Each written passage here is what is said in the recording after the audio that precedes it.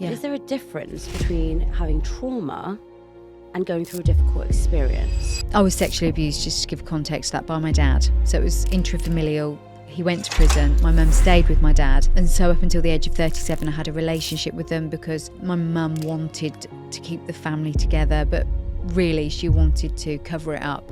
I was being bullied by boys at school that were just horrible to me. They would walk past and, you know, you smell of sex. It was horrible. Now people hear that and they say, oh, mine isn't as bad as yours. So I go, oh, what makes you think that? Because actually I feel, as I sit here today, fully healed, resilient, powerful, happy, joyful, all of those things. But there's something going on for you which you consider to be less, but you're in a lot of pain and I'm not. The brain literally will only do its best work when it's in survival mode. You do have to go into the dark place to come back up. How you identify that what you're going through is a traumatic experience. Hey everyone, and welcome back to another episode of A Millennial Mind. Just as a trigger warning, in this episode we do talk around sexual abuse, rape, and suicide. This is a very heavy episode and we focus specifically on trauma throughout. This is an episode that was incredibly eye-opening and Ella has extreme compassion to share with you all the different stages of her life. This is one of the most important episodes that I've done and one that I've learned so much from. I know it's a difficult one, but please stay with me as I'm sure it will help so many people to recognize different patterns and behaviors that they could perhaps help other people with. I'd be really grateful if you could like and subscribe, and please let me know if you have any feedback in the comments about how we could change or improve this episode. Thank you so much. Let's get into it. Ella. Hello. Welcome to Millennial Mind. Thank you for having me. Very excited to have this conversation. I feel like it's going to heal a lot of things that a lot of people are thinking. Yeah. So we're going to talk about trauma today because I read a stat that 50 to 70% of people will experience trauma in their life. Is that true? Interestingly, I always go against that statistic because throughout my work, people will come to me and they'll say, I haven't had a trauma or anything like that. And they start to open up. And within about 15 minutes, my mind goes, it's interesting that you don't think you've got a trauma. And it turns out they do, but it's not necessarily the event. It's how their brain's adapted to certain events. And it's created that trauma brain adaptation. Right. So in terms of trauma, I think almost everybody experiences some form of trauma, whether that be abuse, abandonment, neglect, or it could even just be a sense of not fitting in for whatever reason. And that can be very traumatic in the way it manifests for the person. But what's the definition of trauma? Well, the definition of trauma, if you're looking at clinical definitions, are probably outdated. So it used to be, I mean, I use EMDR as part of my multi-model approach. And it used to be very much like that, very acute traumatic event. We now look at complex PTSD, and that differs for everybody because it's all dependent on the person and certain things like epigenetics. So, you know, ancestral DNA, what you're born with, how you think, how you're taught to think, all of those things can create the differences in the way that people respond to certain events. So I think it's almost impossible to talk about trauma as a definition. In my opinion, that is just an opinion. How interesting, because one thing I have noticed is a lot of people are throwing around that word. And I guess what you're saying is everyone does face it. But is there a difference between having trauma and going through a difficult experience? I think there is. However, this is so difficult to answer straight because if, say, for example, a child is abused really quite badly from the age of, let's say, 13 to 17, the brain has adapted differently at that point in their life to, say, before the age of 7. So before the age of 7, there's no fusion at the front of the brain. So the prefrontal cortex hasn't quite fused yet. And it starts to fuse from 7, usually generally up until 21, but it can be 25, sometimes even 30, depending on various factors. So at that point, there's no filter in the brain. Everything goes in unfiltered. Now, that's important because that's fundamental in terms of how you'll see yourself in the world around you. That's not to say if you're abused, say, from 13 to 17, that it's not awful, because of course it is. But the brain responds slightly differently because there's more complex thinking. In addition to that, it depends on things like the adults around you that support you with neglect, abuse or bullying or things like that. If you have a safe person and they're consistently safe, the way you respond to the event is different to if there's no safe person holding space. And I think that's the most important thing, is safe space. And that means being heard and being seen and being supported. So the event itself then becomes less relevant than the brain, the adaptation, the support. And so when people talk about trauma and you think, is that trauma?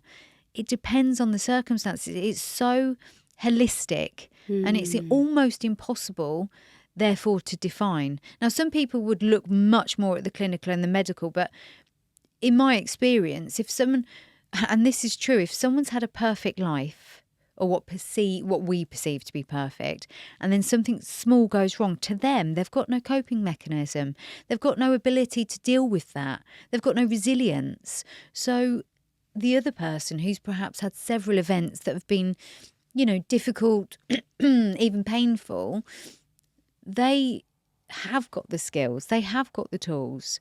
So there's so many factors that it's a really, really difficult one to define. And is trauma the same for every person? Because what I could define as traumatic, like you just said, cannot be traumatic to another person. Yes. Because let's say I'm a bit sensitive. Yeah. And I haven't perhaps been through, any difficulty in my life. And then something as small as, someone dying happens to me. Yeah. I could say that was traumatic. Yeah. So is it subjective? It really is. I talk about this a lot because of my own history. I'm very open about my own history. So if I get a new client, they might have seen on Instagram or read my book or caught me somewhere, YouTube, whatever, or even on something like this.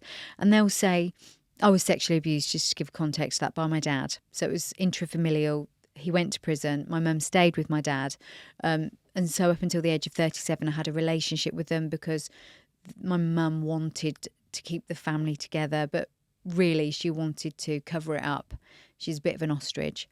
Now, people hear that and they say, mine isn't as bad as yours. Okay. So I go, what makes you think that? Because actually, I feel, as I sit here today, fully healed, resilient, powerful, happy, joyful, all of those things. But there's something going on for you which you consider to be less, but you're in a lot of pain and I'm not. Now, part of that is that I've done some work. But part of that is the way I generally cope with things. Part of that is the way my brain structure copes. And that there's so many different factors as to why I am the way I am now. It wasn't always that way. But therefore, yes, I've done the work, but some people do the work and never get there. So you see, there must be something in the epigenetics, which, for those that don't know epigenetics is the field of ancestral DNA. So the traumas that your grandparents go through or your great-grandparents, how the genetic expression changes through the family. So some of it is not within our control? Some of it's not within our control. No way. Yeah. If we look at Holocaust survivors is a really strong one. They did loads of studies on this and they looked at their grandchildren and compared it with those that hadn't been through what they considered to be trauma, so the grandparents and their grandchildren. Turned out that the Holocaust survivors' grandchildren had higher incidences of anxiety and stress disorders. So you could see that the genetic expression changes if there's been, So it's really, all of those things play a part, you see. And the more we know about neuroscience, just think 60 years ago, we didn't even know about neuroplasticity, which is the brain's ability to remold itself, rewire and recircuit. So we know that if we think of trauma now as this event and this behaviour and this response, in 60 years we'll think of it completely differently. So I'm kind of sitting in the middle of where we're at right now. I can see the future and I know what the clinical definitions would say, but I've been in this field for 20 years as a psychotherapist. It's impossible for me to say trauma is in this box. It just doesn't fit like that. although I do understand when people see the word trauma, they're probably a little bit lost, which is why you're asking the question, you know, if someone breaks a nail, is that really a trauma? Yes. But it's what that means to that person. I mean, that's a silly example, but you see why I use it, because it can get a bit silly from this opinion, that opinion. Well, that's no big deal. But it is to that person. What if they're a perfectionist? What if they've got OCD? What if the OCD is deeper rooted and their behaviour is actually a response to something that could be more genetic? It could be more based on how they've been spoken to as a child. So many different factors. So is there a distinguishment between pain and trauma? Because something can cause you pain doesn't mean it's traumatic. Yeah. So, for example, I broke my leg in 3 places when I was a kid. I was, you know, sort of unable to do anything for about a year. But that I wouldn't say caused me a trauma. It was an inconvenience. Okay. And I didn't like it because I could see people walking around freely and I couldn't join in, you know, and it was difficult. I couldn't have a bath and all those things that are really annoying. But I think my brain obviously didn't adapt to that as a trauma. Whereas if you feel afraid of something, if you feel that your safety is compromised, and that could be psychological safety, emotional safety, physical safety, if those things are compromised, your brain will adapt to protect you because the brain's only job is to keep you alive. So if it feels like it needs to protect you from something, that's when I think we see more of a trauma response. Okay. So it depends on your perception. And if you think about perception, it's different for every single person. We all look through our own lenses. We all have a completely different lens. And it's only when we become the observer of self that we realise that the lens we've been looking through might be maladaptive, but it will have adapted to the incidents. Correct. And it's really about safety when it comes to trauma. Perception is reality. Yes, it is. For every single person on the planet. Yeah. Whatever you perceive something to be will be your reality. Yes. So I was driving earlier today and I thought that there was something wrong with my car, and someone opposite me flashed at me, and I thought there's definitely something wrong with my car because that person flashed at me. And then instantly I thought, well, yesterday I by accidentally pressed the flash button instead of indicating. So maybe they weren't. So which one is the reality? Yeah. Is there something wrong with my car or is there not? Yes. But it's interesting that sometimes it's like a self-fulfilling prophecy. Yeah, it is. Right? Yeah. And whatever you are thinking will almost come back to you. Yeah. Well, it's familiarity, isn't it? Absolutely. It's familiarity. And the brain, if the brain's job is to keep you alive, the brain's job will keep you in a place that's familiar. It will make sure that you stay there, a bit like the cave. Stay there because you don't know these wolves. They might eat you alive. So just stay in your cave. Yeah. Now, the cave might be cold and dark and damp, but that's better than risking the potential of the big bad wolf coming to get you. Because it's the potential of what could happen. And remember, we use this to imagine the worst case scenario because the brain wants to predict. It wants to make sure that those wolves aren't going to be there and that we can dodge them. So it's predicting all the time to keep you alive. But that's maladaptive for a lot of us because we overthink. And the reason that we overthink is we might have learnt that from a parent or from a sibling, or even we might have learnt that from our friends at school, you know, the people we grew up with. So we tend to mirror, especially girls actually. Girls are much better at masking and mirroring than boys. So girls tend to mirror. Boys do as well, but it's girls are very open to that because of the empathy. We're wired more for empathy than boys are, so we tend to mirror and mask more, which is why things like autism and ADHD are harder to detect in girls because they do really mask and mirror very well.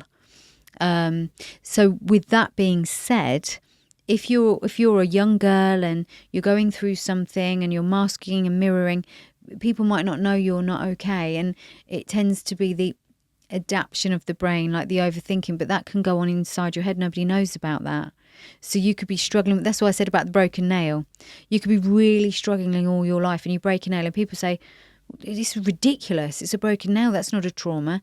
But you haven't even understood yet yourself that your response to the broken nail is, an amalgamation of years worth of mirroring, masking, suppressing, sometimes repressing.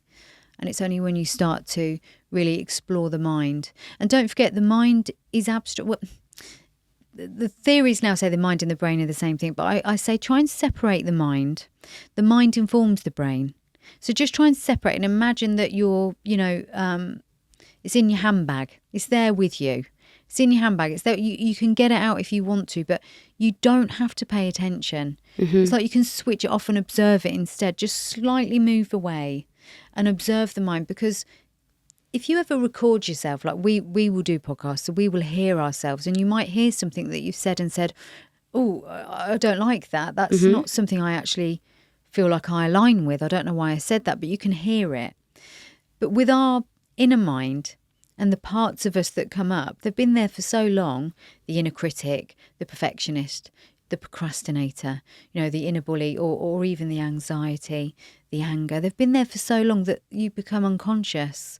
And so it's all happening inside your head. But when you hear it out loud on a podcast or on a voicemail, or, if you've had an argument with your friend or your husband or whatever, and you listen back to the voicemail, you go, I don't like that.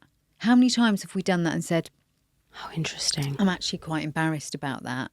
But in the moment, you feel so right. Wow. You feel like you're right. And that's when we have to step. So it's always about practicing the observation, which in my practice, I use hypnotherapy, EMDR. I use IFS, which is a type of psychotherapy that looks at the internal systems, the internal parts.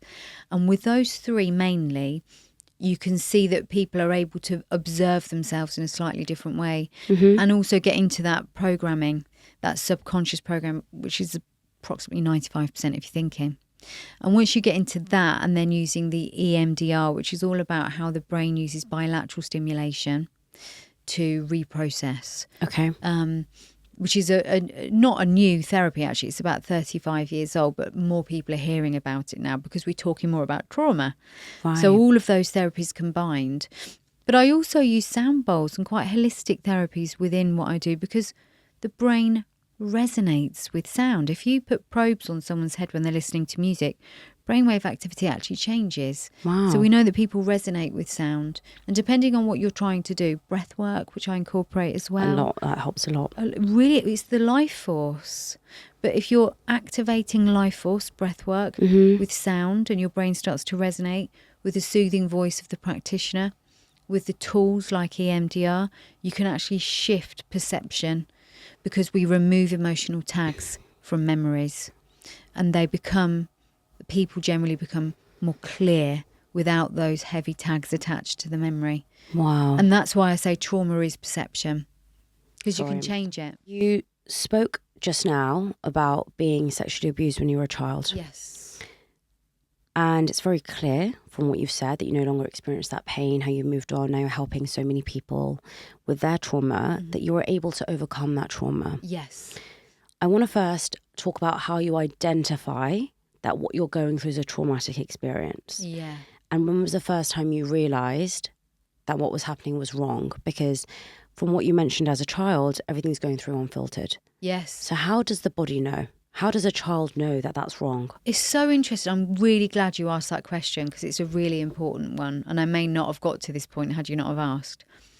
Your body has this unconscious system, it's brain body. So we say the thinking is 95%. It's actually the brain to the nervous system. So underneath this skin and bone are neurotransmitters and hormones.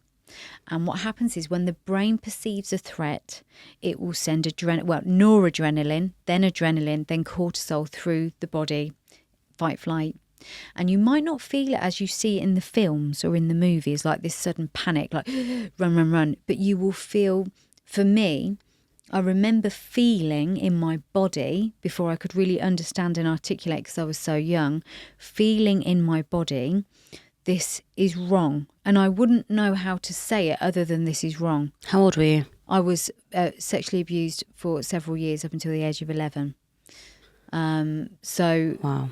It was a case of knowing that I didn't like it. It felt very uncomfortable, but I didn't have the words for it, like you say. What happens is, and for me, when I ask people where they feel the anxiety, trauma or whatever in their body. They often say the tummy, which is often true. But I say to people, is it the tummy or is it slightly higher up the solar plexus, just underneath the rib cage? And for a lot of people, they go, oh, well, yeah, actually it's there. Now that's the part, we call that the fire in the belly. That's the part where acid is produced in the gut. Now, if you get a shot of cortisol is quite corrosive. And if you get too much cortisol, it can create acid in the body. So we know, for example, the body takes a huge strain under stress. Heart disease is a massive issue because of stress, stroke, all of these things, as well as diet and exercise. But I could remember feeling like a heat in my solar plexus. Now I can use the words to describe that, but it was like a heat. And then I just remember feeling it sort of move up actually rather than down for me, which was like concrete in my chest. So it was a fight-flight response. So if that happens repeatedly and the child will not, especially if it's a parent or a sibling or a family member or a close friend of the family, someone who's supposed to be trusted, they will not feel like they can say anything. Yeah. Because the fight flight kicks in, but you will also experience freeze. And during that moment, you'll experience undoubtedly disassociation. So when you are fight, freeze, and then fully disassociated, you'll go to school the next day. You may even go downstairs and have dinner, and it will be and appear to everybody else that there's nothing wrong, and the child will just use the adults around them to guide them how to behave. So they've disassociated, now they're self-abandoning, and now they're playing the game of what everybody else wants because they don't have the words to articulate. And it might well be that the predator, the abuser, is telling them not to say anything. They don't have to be forcibly saying, if you say anything, I'll tell you off or you'll be in trouble. It could just be other people won't understand. Now, if you say to a child, don't do this, don't do that, other people won't understand, the child will do what they're told. Yes. So it takes a while to work out what to do with that. For me, I'm just somebody that speaks out. And I think by the time I got to 11, I was a bit like, I've had enough of this. I don't like it. Certain things had happened and I just knew that I really wasn't safe. I knew I didn't feel safe. And I think that level of feeling unsafe got worse and worse and worse. Did your dad ask you not to say anything? Yes. Okay. He said, basically he said, and it wasn't a threat. He basically said, don't tell your mum, she won't understand. So of course, in your mind is, oh, I don't want my mum to be upset. She won't understand. But you can't really articulate it or understand it beyond that. Of course. So it's a very tricky place for a child to be. Because you repress everything, it will come out in different ways. Okay. So I think the next step of that abuse for me was that my mum, one of the first things she said after it was disclosed at school, the police had to go home to arrest my dad. So you shared it at school? I shared it at school. It was actually not meant to be like a whole full disclosure. It was just sharing a journal with a friend. But someone snatched the journal and it just went around the class. I was in a maths class and they snatched the journal and everybody knew. Yeah, it was that was traumatic. And I remember that, and I ran into the toilets and I just locked the door, and I just remember feeling like my world had collapsed. That's the only way I can really describe it. There are no words for it. That's the problem. And the sad thing is that children go through this all the time, but they can't move through it. It's so hard. And we as a community, as adults and as friends and family, we have to see the signs. Signs like I was never washing. I was really uncomfortable with having any connection to my body. So I was smelly, I didn't wash, I was heavily overweight. Things that seem really clear and obvious to me. If I see a child like that, I would be asking questions. Yeah, what else are the signs? So washing, not cleaning. Okay. They would be detached. If you see it, especially within the home, if someone's been to your house and your child changes behaviour, they might not like that, but they might be rude to that person for no reason. It might have never happened before, and all of a sudden they're being rude or dismissive and they want to leave the room. Children's body language says it all. Bedwetting is a sign as well, where children become very anxious and all of a sudden they're bedwetting. So not washing, personal hygiene is really awful. Changing mood all of a sudden, bedwetting, changing eating habits, anything that just seems, this doesn't seem right. Follow your intuition. And it's about, how do we ask the child? You just ask. Is everything okay? When so-and-so was in the house today, you seemed really upset. You seemed really different. Is everything okay? It's perfectly safe for you to tell me. You have to create a safe place for that child. Because if you don't, the chances are they won't tell you. And if they do, and your reaction to it isn't okay, they will suppress it again. I actually told a friend, and she told her mum. And her mum asked me, because I said, oh, my dad does these things to me. And her mum asked me, and I immediately went, no, it's only a joke. And they told me off, and that was it. Now, children don't joke about stuff like that. Was this before the journal? This was before the journal, so it wasn't long before, actually. I think it was maybe 6 months. My timeline may be a bit skew-if there, but it was about 6 months before. But why did you feel safe not to tell her? Did she tell you off, or did she ask you in an aggressive way? I think that, if I'm being completely honest, trying to go back into that mindset, I think it was a case of, if I say this, my dad's going to get into trouble. The child, in almost all instances, will protect the parent. Yes. That is and all children self-abandon. You see, when I was talking about trauma earlier, trauma can be the feeling of protecting a parent, because it's self-abandonment, and the brain adapts to self-abandonment. It becomes more hypervigilant. It becomes more disassociated. When you become hypervigilant or disassociated, you may use substances, be that food, be that drugs, be that alcohol, even things like promiscuity, certain behaviours, exercise, to escape the feeling of disassociation or to escape the feeling of hypervigilance. So there's all these different, you see why that question's so difficult to answer. I do. There's so many different layers to trauma and how it manifests. And also, if I was to say to you, well, your trauma's not as bad as mine because I had all of this. And that person might think, oh, maybe that's right. I'm not valid in how I feel. And they shut it down, and that creates more stress in the system, more cortisol. So essentially, and importantly, the key here is you will feel it before you think it. You will feel there is something wrong before you think it. Your brain is sending messages to your body all the time. We talk about gut instinct. And obviously, without going into too much science here, the vagus nerve, bidirectional neurotransmitters, particularly serotonin, dopamine and GABA, move through into the gut, they get produced there, and they go back up into the brain. Hormones will react differently depending on different circumstances.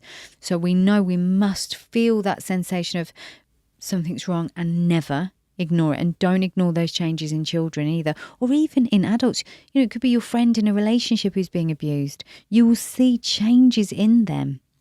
Ask them, let them feel safe, no matter what the thing is. Hold the space, because that's the most important thing. So I think when it comes to all of us, we should be aware of what someone's feeling and try not get them to think too much about it, but explain what they're feeling and where. And then you can apply more logic to it afterwards. And I always start with that. The number one thing that people cannot lie about is energy. Yes. I could tell you that I really like you and I have your best interests at heart and I'm really going to support you and I have really good intentions. But the one thing that will show me that you're lying is my gut. Yes. And I will never, ever, ever ignore my gut. I have met many people that will tell me all the right things and will, on paper, be wonderful. And my gut is telling me there is something going wrong. And people will say, you're mad. I did a podcast with somebody very influential. I had all the ticks on paper. Everything was great. They were telling me all the right things. And their energy was so off. I found them to be so false. I couldn't release the episode. And I was a bit scared, if I'm honest, because they're quite influential. Yeah. And I just thought, I can't do it. And I had no reason. What can you say to somebody? I didn't like your energy. What can you say? Right? You can't. It's a very difficult situation. It's a very difficult situation. But I really do believe that you should never, ever ignore your gut. Yeah. And you'll know. But a lot of people confuse their anxiety, their worry with their gut feeling. Yes. How do we distinguish between that? Again, it goes back to the mind. If I always use this technique with people, it's quite a common technique, but I've kind of adapted it as I've been using it. When we go into hypnosis, which is just simply slowing down brainwaves, by the way, it feels a bit like a dozy. You know when you watch TV and you start to fall asleep, you can still hear it in the background. The best feeling ever. Oh my gosh. It's that place between sleep and awake, dozy. So we get people to a dozy state, slow down those brainwaves. When you do that, the mind is more receptive because you've bypassed an analytical layer. And during that time, I'll engage the imagination. And we do this thing and I say, whatever the situation is that's causing you a problem, be it anxiety or worry, I want you to imagine watching yourself from the front row of the cinema on the screen in that situation. And they go, yeah, okay. How's it feel to watch from the front row? Oh, I don't like it. It's really overwhelming. It's uncomfortable. I say, okay. So we sit with that for a few moments. And I said, tell me what you can see. Tell me what your body language is doing. Tell me what you think as you watch. So we're having this conversation during the hypnosis. Then we go, okay, let's go to the middle row now. And you're the observer now. So you're the observer of the watcher. And you're watching yourself watching the screen. Tell me what you feel about the watcher. So we're just stepping back again. And they go, oh yeah, the watcher looks a bit uncomfortable. Not as uncomfortable as the version on the screen, but a little bit uncomfortable. But I can sit here and feel a little less attached to that issue on the screen. Okay, now we've done that. Let's step all the way back. Pretend you're the projector. So you're projecting the image. What would you change? And they go, oh, I would change this. I would change the colour. I would change the sound. I would change the smell. I say, okay, take all that away and just change it as you would want to see it. How do you feel about that? Oh, I like that. How's your body feeling? Oh, I feel relaxed. I feel quite calm. It's that easy to switch the perception. But you have to be relaxed. You have to understand what the process is and why you're doing that. And I say, do you think that's a realistic projection that you've got now? Do you think you can do that? Yeah, I do. Okay, what would stop you? I think it's the old feedback loops. Okay, so what can we do to stop the feedback loop? We have to be aware of when it starts. Where do you feel it in your body as the watcher? On the screen, watch on the screen. Tell me where it is in your body again. Oh, it's in my tummy, it's in my shoulders. It's okay, so when you feel that feeling, do you think you'd be aware of it now? Yes, I would. What will you do? What can we do? And we put in the techniques whilst they're in hypnosis. I record the session so they can repeat. Repetition's recognition. Neurons that fire together, wire together. So that's neuroplasticity for you. We start to change the circuits and the sequences and the belief systems. When you also, and I do a bit of a hybrid, so when you also bring in bilateral stimulation, which is what the brain does when it goes into REM sleep. So when you go into REM sleep, your eyes move very, very quickly inside your head, right to left, right to left, right to left. During that time, we do the emotional processing and the memory storage, okay? When you store a memory, the emotion that you felt at the time is labelled on it. So I went to, the cinema, a man behind me was very, very noisy and I was angry. So when you think of that film, you might be a little bit angry because the man behind you was so noisy and offensive, okay? So that's a very simple example. But during that moment of now I'm the projector and I'm changing it, I'll start getting them to tap side to side because they're already in a deep state of relaxation using buttons. They start to tap and I say, right now, we're going to put in new layers of emotion. Tell me how you think with the new memory. As you observe yourself watching the new memory in the middle row, how do you feel? Oh, I feel much better watching this. We're changing the impact of the emotional label and bringing that together with a new version of their anxiety or their worry. So I think the way that you know that it's anxiety and worry is when you can step back, observe and change it very, very quickly. With a trauma, there's so many more layers to it. Okay. A simple technique like that probably wouldn't work. You'd need to do the deeper exploration and you'd probably need several sessions. However, having said that, EMDR could be so powerful. I've worked with some people that have been very badly sexually abused, violently raped, terrible situations. By the time we do the bilateral, we've done enough of the explorative work and education. Once people understand how their brains work, how it connects to the body, the energetic side of things as well, feeling, like people say you can cut the atmosphere with a knife, or you walk into a room where everyone's laughing and you walk in smiling because you're immediately feeling that energy. Wow. So, applying all those different principles and doing the deeper exploration work and the education work, you can find that some people are really responsive to just one session of EMDR or hypnotherapy. But what's the difference between your gut and the anxious feeling? How do you know which is, this is my brain telling me, which is my second brain telling me, which is my gut? Yeah. Or actually, this is me overthinking. This is me being paranoid. This is my anxiety, my fear, my trauma. Yeah, I think, again, you feel it. Okay. You feel it. So you will feel, most people will feel a tight chest or a compressed chest if it's gut instinct because it's risen up. Okay. Solar plexus, with like that burning in the belly, like almost like a dropping feeling, but it could rise. Or they'll feel a bit sick or a bit stuck in their tummy. Wow. Okay, that's a gut instinct. When you're thinking you're up here, you're almost yeah. I'm like, all those resonate. Yeah, you see, that's how you know something's gone on. Neurotransmitter, hormone changes. Your gut instinct has received a lot of messages from the brain. Nuts. When you're thinking, it's almost hypnotic. It's like a daydream. Ah. You see, what if this? What if that? Those people are flashing me. You can almost feel the difference because you hear the chatter. But you have to be aware of the difference. Yes. That's a good question. I kind of didn't answer that the first time you asked it. It's okay. It's a good question because you hear it. You remember I said about IFS psychotherapy? IFS psychotherapy is a trauma-focused psychotherapy, and it's called Internal Family Systems. Okay. Developed by a guy called Richard Schwartz, for anyone that wants to look into it. He basically used to do family systems. So he would sit with a family and he'd do the counselling with them. And he realised that as each member was talking, they were talking from almost an internal family system. So inner critic, the anxious part, the perfectionist, the procrastinator, all of those different parts were coming up. And he sort of identified that each person has their own internal family system. So, but you don't notice them because they're talking to you all the time. So, for example, there might be time when I'm on the train going home, I might think, why did I say that? And that's the inner critic. Or I might think, I could have done that so much better. That's the perfectionist. And I might be angry with, I won't be, but there's an example. I might be angry with myself because I did this thing and it looks silly or I sounded silly or whatever it is. So that's the overthinking. The inner critic is generally, and also the fear. Because everyone's so scared. They're scared of judgment. They're scared of failure. They're scared of rejection. And so if you start to feel like, what if that person doesn't like me? Or what if that person, with the influential person, what if that person says these things about me? I see. It's more of a chatter. Whereas the gut instinct, you walk into a room and you just don't feel safe. That's different. Or you don't feel safe around that person. Yes. That's so true. And that's where I say about watching children and their body language. If they suddenly change their behaviours, or even a friend, family member, watch their body language. 90% of communication is IQs, body language and tone of voice, not what people say.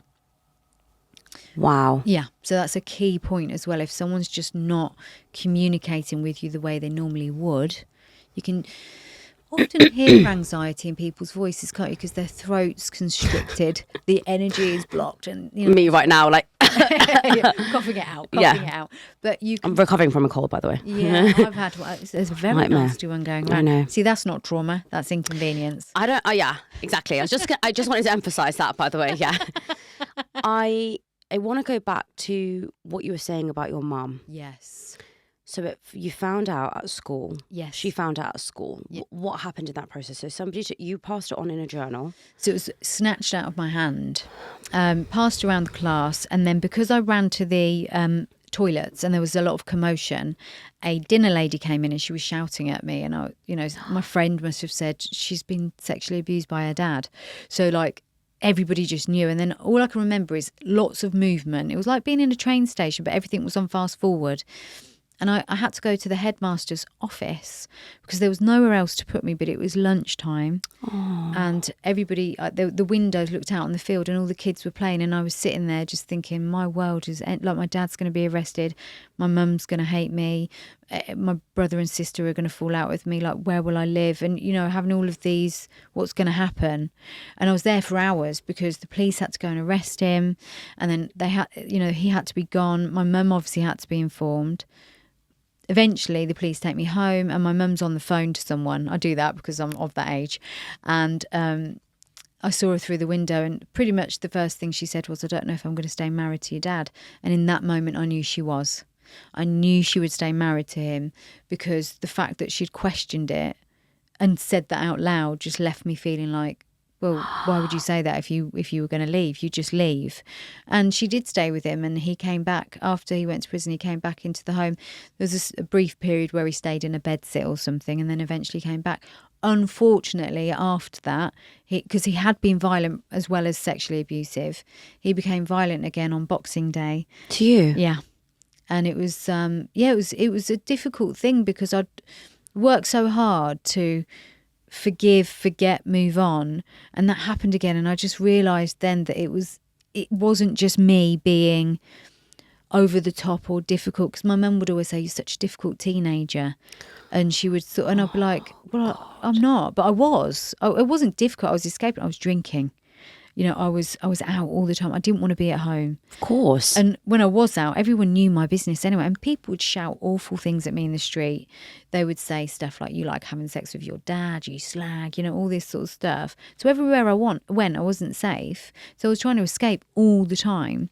Got myself into very difficult situations, was raped at 13 by a 20-year-old because the boundaries weren't clear, you see.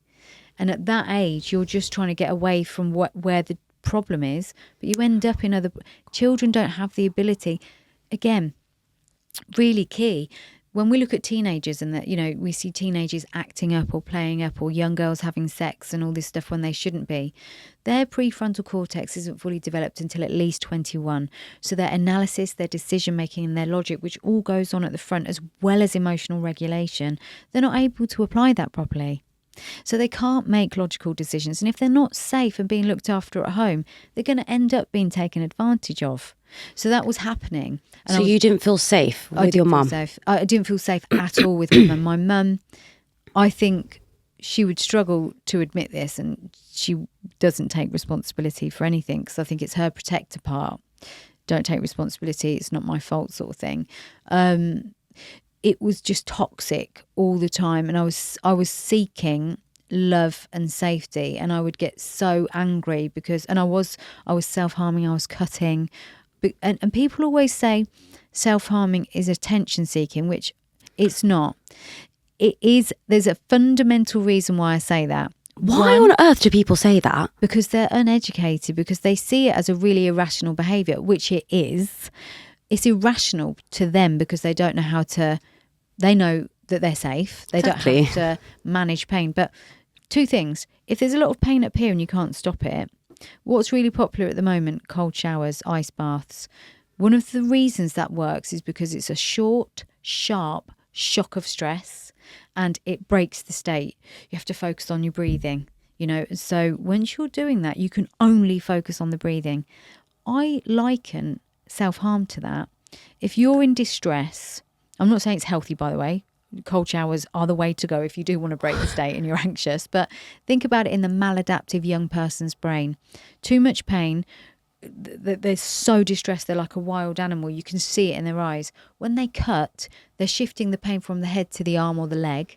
Not only that, when we bleed, the brain produces dopamine, because when we bleed, the brain says we need to survive. So it gives you dopamine to survive, to keep going, to find a safe place. Oh my God, I did not know that. So that's why it can be addictive, because when it breaks the state, two, you're getting the blood, which gives you the dopamine, which gives you the motivation to survive. That's the problem with self-harm, is that it's actually quite a good way to break the state, but it's really maladaptive. Oh my gosh, I never knew that. Yeah. So you were self-harming. You said you were raped when you were 13. Yeah. Did you tell your mum about that? No, because actually I walked away kind of thinking, oh, well, that's just, I didn't want to go through that whole police thing again. Oh my God. Because I'd gone through the whole police thing. And really the shame, because people were saying that I enjoyed it. I was being bullied by boys at school that were just horrible to me. They would walk past and, you smell of sex. It was horrible. It was horrible. So to go through that again, I just thought, well, that's happened. What can you do about it? I don't want people to think, again, you self-abandon. So at what stage how old were you when your dad came out of prison? I think, this is difficult. Again, timelines are slightly skew. I think it was around 14. He was only in prison for 3 years. Yeah. And he came back into the home. Yes. How was that allowed, though, with the authorities? And they weren't involved. Do you know what? I've said this before, and this is shocking. When it happened, I had 2 social workers. One I saw twice. Her name was Sue.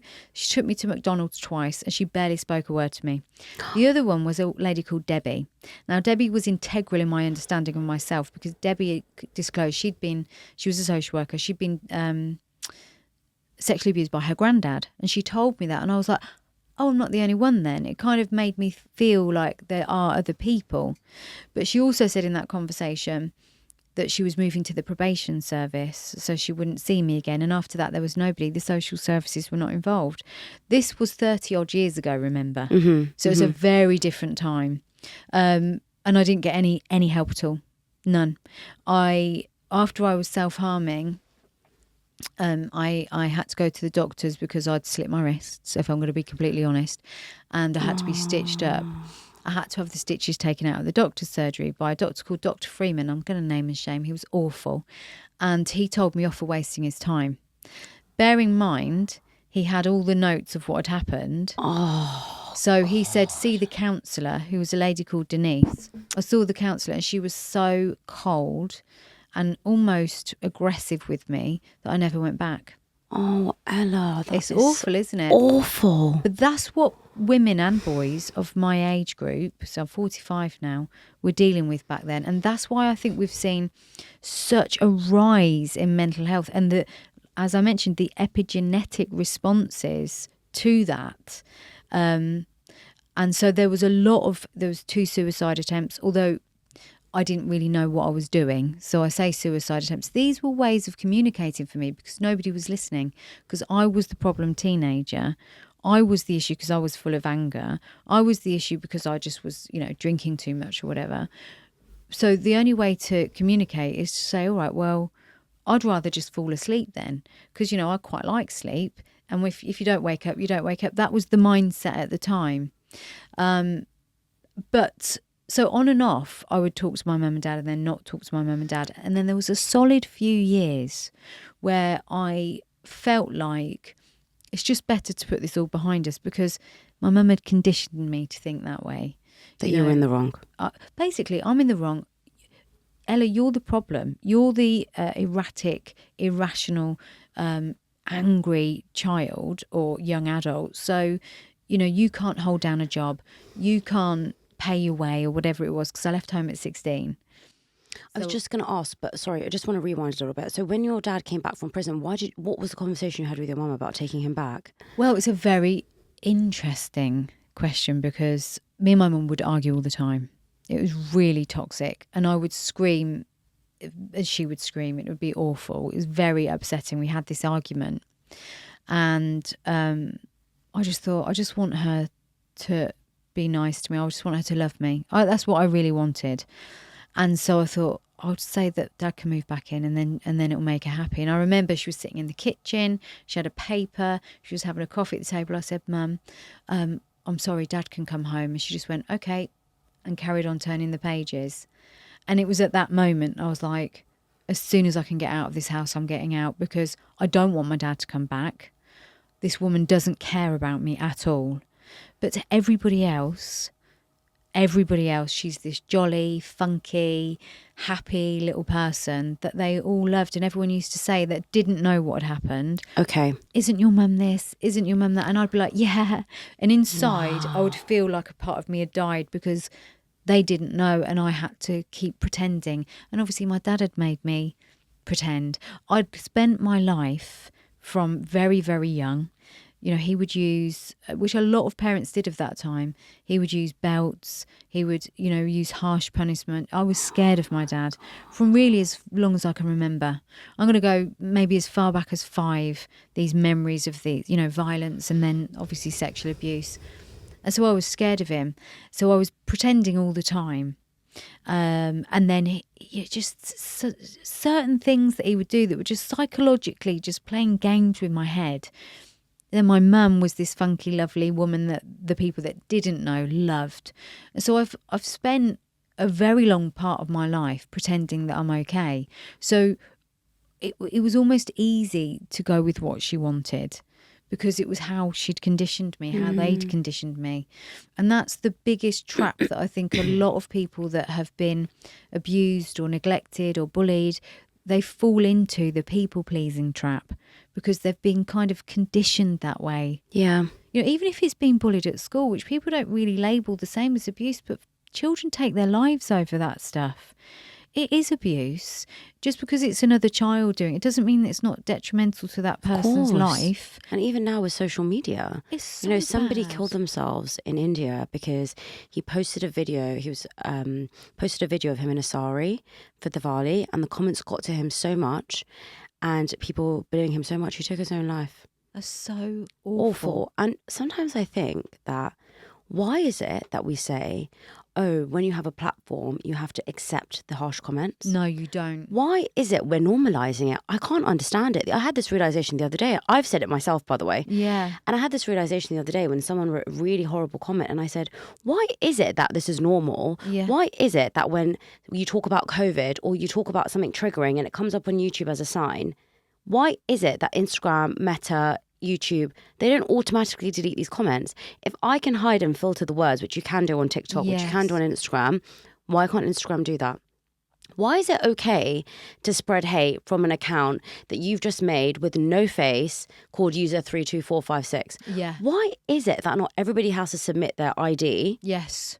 and their information to create an account online? Why have we accepted it as a generation? Because, oh, you've put yourself out there, so you should be open to the hate. But look at the celebrity world. It does the same. It puts them all the way to the top and then kicks them down and watches them bleed and gets pleasure out of it. I think there's two reasons why. If Instagram and, all the big, money makers, TikTok, all of those, if they were to do that, there'd be far less people using it. Oh, 100%. So let's admit that that's probably is a financial reason why. The other side of this, of course, is that if I'm hurt and I don't know how to deal with that hurt and I need some, maybe a bit of attention, I need to be seen, I need to be heard because no one's seeing me and hearing me. I've got these really maladaptive traits, and the only way I know to get attention is through doing something negative. It's like the child in nursery who hits the other child. They get told off, but they're getting seen. Yeah. It's the same principle. And if you're beautiful, which you are, you're beautiful, people will perceive you a certain way as successful, financially wealthy. Whether that's true or not, that's what they will perceive you as. All right, well, you won't mind because you've got everything you could possibly want in life. There's nothing wrong in your life. You won't mind. But I'm going to get seen because someone's going to notice that comment. They're going to say something to me, and now I've got a bit of a platform myself through you. Hurt people. They do. And the best way to describe that is think about when you're sad.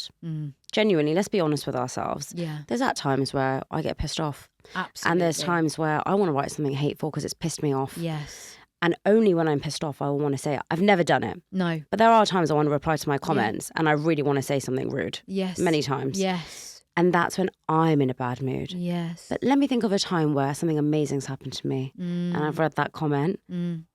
Do I want to respond in that way? Exactly. Never. Different lens. So how bad must that person be feeling that they're writing that on your page, or they're saying that to your face, or they're bitching behind your back? Yeah, because no one on their wedding day, when they're the happiest person in their life, I'm using that stereotype, is going to be saying negative things about somebody else that they're not. No, they're not. You're absolutely right. Or when they've had a baby. You haven't, first of all, the chemical response in your brain just doesn't, this is what I was saying earlier about observing the mind. The chemical response in your brain when you're really, really happy just doesn't allow the fight-flight response. So you don't feel the need to go, ah. You don't. So that's where you've got to observe your mind and observe your patterns. And you might not be able to do that fully on your own, but there are brain-based techniques such as the ones I've mentioned earlier that can really help to reprocess. It takes time though for a lot of people. It takes time. But how did you, everything you're saying to me, and the reason why I've entwined your story in this, rather than asking you to tell me the story and then go into it, is I really want people to hear and understand how much you've grown. Yeah.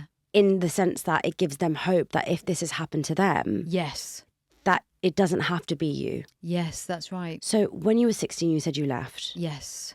What happened? How did you decide to leave? How did you leave? Dropped out of A-levels and thought the best thing I could do is earn some money and move out. I got a job that was paying, I think, £90 a week at the time. The rent was £50 a week for this bedsit. I had enough money for food, and we were using 50p electric meters at the time. And it was just through those years that followed, really up until early 20s, were tumultuous. There was lots of drinking, poor relationships and all of those things. But I think it got to a point where I was in the darkest of dark places, suicidal, and essentially embarrassed about the state of my life when I was looking around and looking at other people's lives. And what I really got from that was they can do it. Just looking at some of my friends that were maybe buying houses or buying cars, they can do it. What are they doing different to me? So again, I went into the observer mode, and there was a drive in me. And I think the survival drive eventually flipped, and it was only because I had nothing and I only had myself to rely on, because I was living on my own in this horrible little bedsit. And it was at that point where it's like you do or die at this point. You're embarrassed, you're ashamed, but there are people doing this. They're going to work, they're managing to save money or whatever it is that they're doing. How do I do it? And I started to be curious. And through that curiosity, I found compassion. Now, I'm making it sound really simple. Yes. But it's a long journey. But actually, what I didn't have was someone like me. I've always tried to be the therapist that I needed. So I try and give people these bite-sized chunks and lots of sort of homework to do and these brain-based techniques, so they don't have to spend 20 years discovering how to do it. So it's that life's journey that curiosity leads to compassion in the end, because if you're observing other people and what they're doing, you can feel compassion. So if you saw your best friend crying in a corner and being angry about something, you'd probably try to soothe her. If you're crying in a corner and being angry about something, it's likely your inner critic's going to come up. And it was that I was able to see. I wasn't able to apply things to myself that I could to other people. So it was just understanding how to flip it and how to observe it. But again, to save people time, it is worth going to see a coach or a therapist that is trauma-informed. 100%. And that discloses parts of their life, not to the point where it's about them. Yes. But where you can see they're going to get it. Because that's what a lot of my clients will say. They say, you just get it. Of course they would. And that's what you need. It's the safe space. It goes back to that. That's what I mentioned earlier. Provide a safe space for someone and the right tools for that person. They will see themselves in you. Because it is all mirrors. That's what I was saying earlier. We all mirror each other. So provide that mirror in a way that is safe for that person, and they won't have to go through as much of the trauma. And that's what we can do for each other. And that's why these podcasts are important, because it's sharing these bite-sized chunks of information that people can learn from. A lot of the time when you go through something that is traumatic, and you go through something that, you've had to go through ordeal after ordeal after ordeal. If someone came up to me and said that to me, and I said, well, you know what, you've just got to look at other people and say to them and see, what can I do to change, and and focus on your circle of control and focus on what you can do. They would say I'm being unempathetic, and I have no idea what they're going through. And how on earth can I tell them that after they've been through so much that it's all up to them? People hate it when I say your life is in your control, which it is, by the way. Yeah, it is, fully. Unfortunately, no matter what you've been through, your life is in your control. Yeah. But it's a very tough pill to swallow. Even tougher when you yourself have to give it to yourself. Does that make sense? Yeah. So how did that happen? Because you weren't in a place where you were learning about all these different tools. We are so blessed right now. We have the internet. So true. We did not have have it so then. many tools. You didn't have a therapist. No. You didn't have a counsellor. You didn't have the support from your parents. You didn't have a safe space. And I didn't have the internet. The honest truth is, and a lot of people think you can swerve the darkest of places, and you can't. You have to go there. And I got sick of it. I got so sick of it. You can't, unfortunately, if you look at the most successful people in the world, most of them have had the pit of pain, and that's because I've been watching, to answer the question, I've been watching the Sly Stallone documentary on Netflix. Okay. It's a very good one to watch, because he really sort of goes to the dark place, having nothing. And he talks about the point where he started to make it with the Rocky franchise, and he just lost that inspiration and that motivation, because he'd been a struggling young man surviving, and that gave him that drive, that gave him that motivation. As soon as it all got a bit too easy, he lost it, and he had to find ways of creating it. Because it's survival. The brain literally will only do its best work when it's in survival mode. If you're too comfortable, often people do lose that fizz, that fire in their belly, that And that's all about the way the brain works and the chemicals and the responses. So it's, first of all, you have to be, I think, people always talk about rock bottom, don't they? There's a reason that people say these things. You do have to go into the dark place to come back up. And unfortunately, like you said, it's about personal control. People get sick of themselves in the end. When I see some people in therapy, they come do sort of coaching style as well. Some will come for coaching, for business coaching, and you'll uncover a lot of their sort of limiting self-beliefs and a lot of their pain and trauma that way. But some people are coming because they've got sick of themselves. I can't live like this anymore. I can't live with this anxiety. I can't live with this depression. I can't live with this lack of success. I feel like I'm a failure. All of that's when they present. I didn't have that person, but I was so sick of myself. I can remember not even having 50p to put into the electric meter. And I remember I was sharing a bath. I had a bed sit with a kitchenette. I had to share a bath with like all these people. I couldn't afford anything. So to get warm, I'd have to go to the local pub to have a glass of orange squash, which would be like 26p. Because I didn't have enough money for the electric, so I'd go and sit there. And then there was a lovely restaurant nearby that used to give me free food. But as kind as they were, and I'll never forget them for it, I got sick of it. I got so sick of it. And the only way out was up. It was either that or it was only going to get worse. Can I ask a really hard question here? Yeah. What distinguishes that point where you either go up or you come to a point where you're like, I can't do this anymore? Well, there was suicidal attempts for me. And I think when they failed, or when I failed at that, it was almost like you've got no choice. How do we prevent people from becoming and going to that place where they have suicidal thoughts?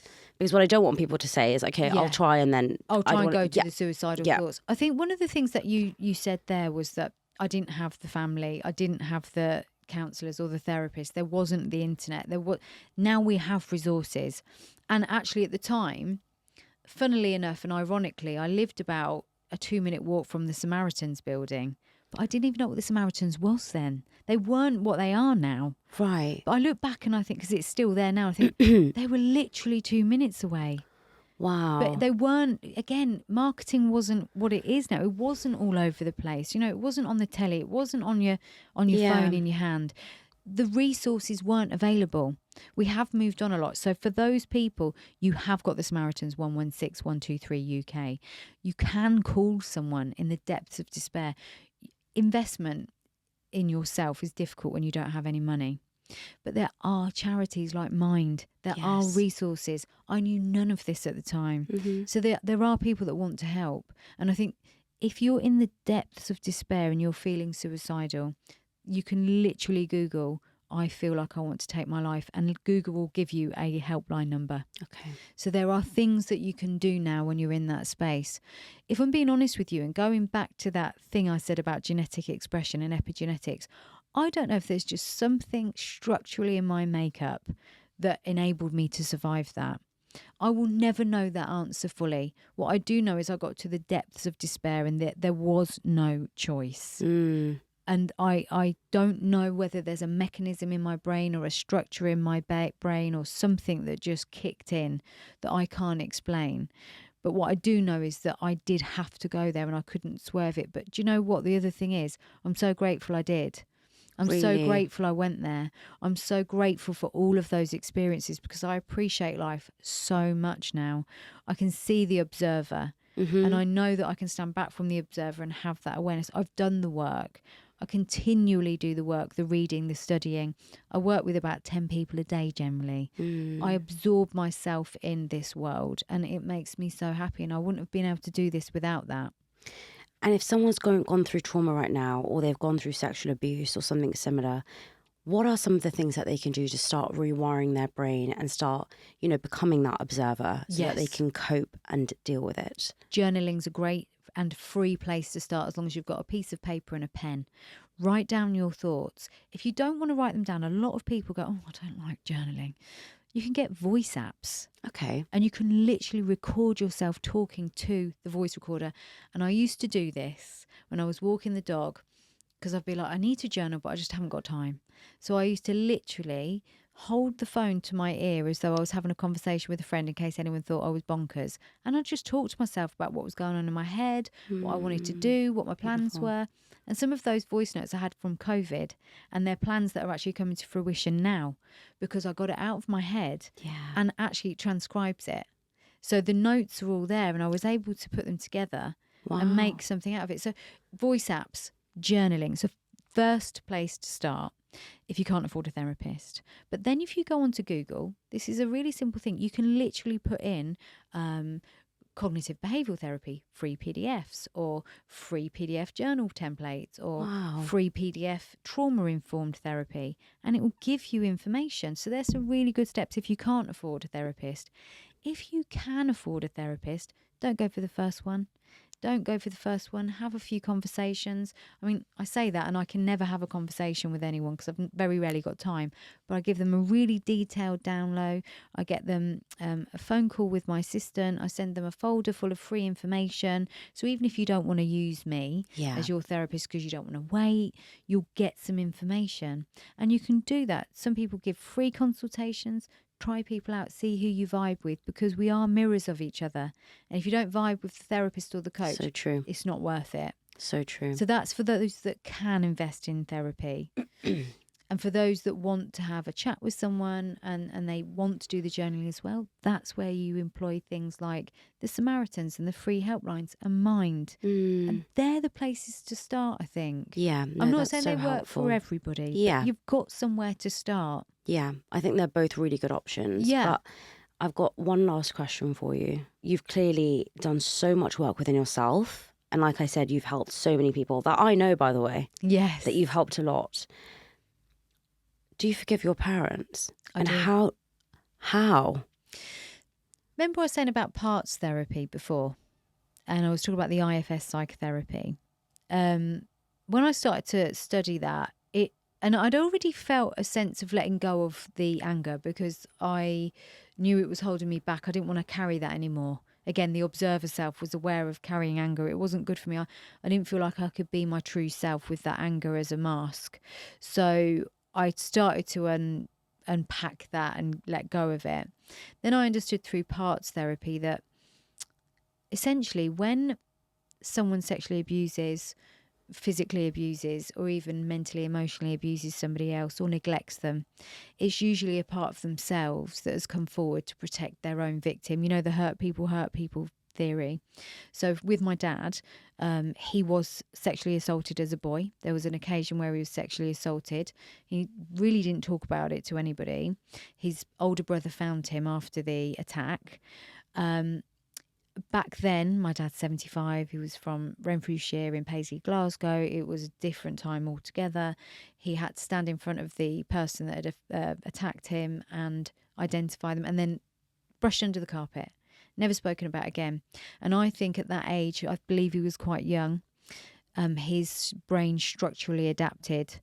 And by that, I mean that the way the amygdala works, which is the danger tracker in the brain, the way that emotional processing works, the way that the logical thought process works, I think that all adapted to that event. And I think what happened was the predator came forward to protect his victim. And this is all unconscious and probably fits into narcissism, psychopathy, sociopathy, but structurally the wiring, he became the predator to protect the victim. And I think that's what happens with a lot of people that sexually abuse. They've often been sexually abused themselves, or if they've grown up in a violent household, they become violent themselves. It's the predator protecting their victim, the parts. So with my mum, I would say that she was very, very close to her dad. Her mother, I believe, had mental health issues, so that pushed her dad and her closer together. He had a stroke when she was 21 and died. I think she needed a man to be her protector. So when my dad did what he did to me, she had to disassociate from that so she could keep the protector. And that was her protective mechanism to protect her from being a lost victim too. So I think that when I could understand that, I'm not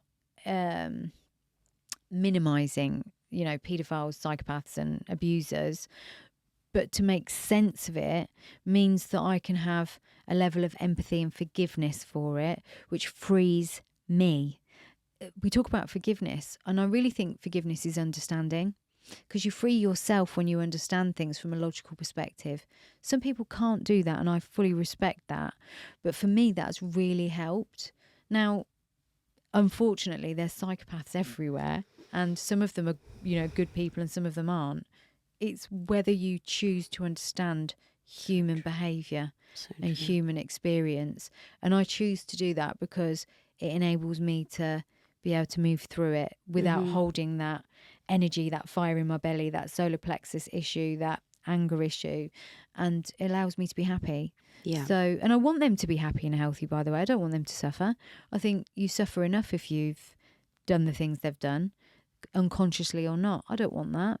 That doesn't make me feel better to think of anyone suffering. I want people to heal. That's in my nature, to want people to heal. It's a hard thing to achieve, I'm sure. A lot of people just can't imagine ever feeling that way. But that's why doing the work's so important, and starting somewhere, taking that first step.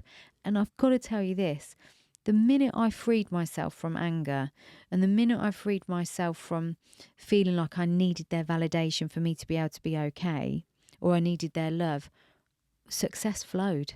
It was like I released all that energy and I became magnetic to the things. I had that clarity and that space to create.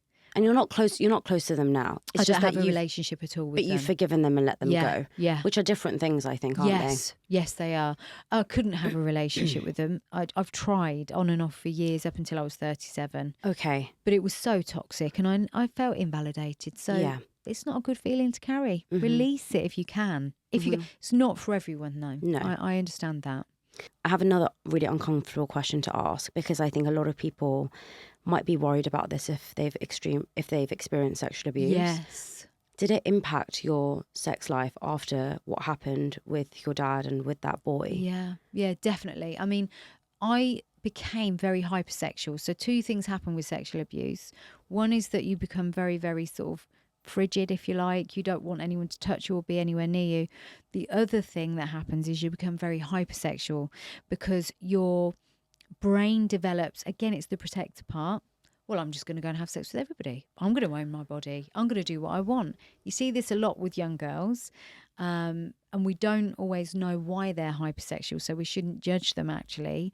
But if someone has taken that choice away from you, I think partly what happens is, I'm going to own it. I'm going to do this. It's really not healthy, by the way. Okay. But I think I went through that phase, and it took me a really long time.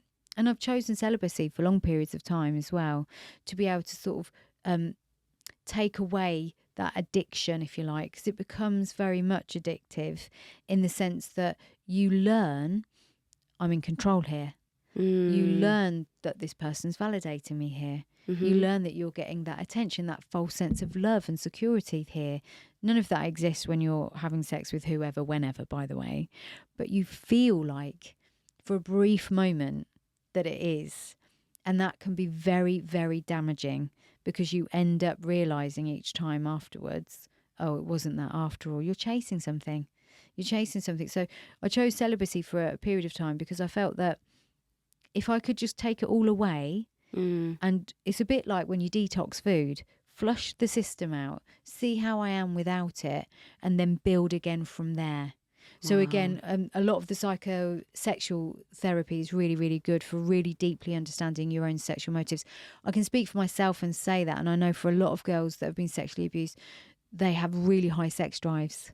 And again, I think it's it's the protector part coming forward. Wow. I will be in control of this. But they don't even recognise it's happened, and they're ashamed to say it.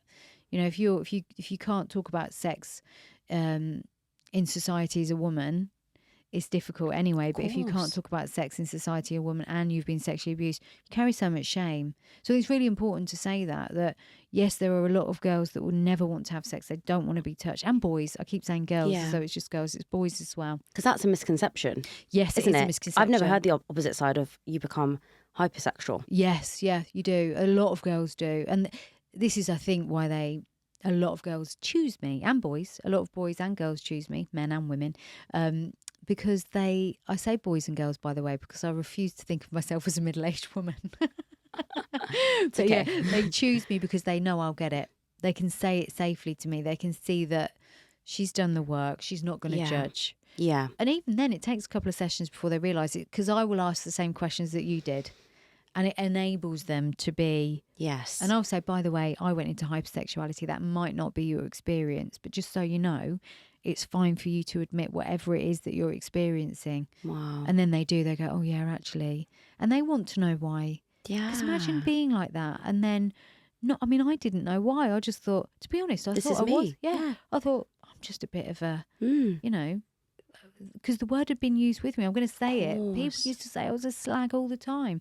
I was looking for love, validation and safety. And I was trying to control sex because that had been the thing that had always been used against me. Ella, I can't thank you enough for being so vulnerable on this podcast. I know that you're going to have helped so many people, because people do not come forward and tell people about their trauma, let alone speak about it. And some people may even find this quite hard to listen to because it will resonate so much. Yeah. But I really feel that you've given everyone so much hope, and you've given everyone a solution and tools that they can use. And hopefully your diary will open up in the new year, because I'm sure people will be flooding in. But thank you so much for sharing, because I know that can be really challenging, and I can know that it's tough, but you're probably the most compassionate person I've ever met in my life. Even from this conversation, you've really shown so much compassion with your answer, and I'm really grateful for you coming on. Thank you so much. Thank you. And thank you for doing this, by the way, because it's a difficult one to interview as well, because it's triggering even for, like you say, for people listening that haven't been through something like this. It's a very difficult subject, so I really appreciate you giving it the space. My pleasure. Thank you. No, thank you. Thank you so much.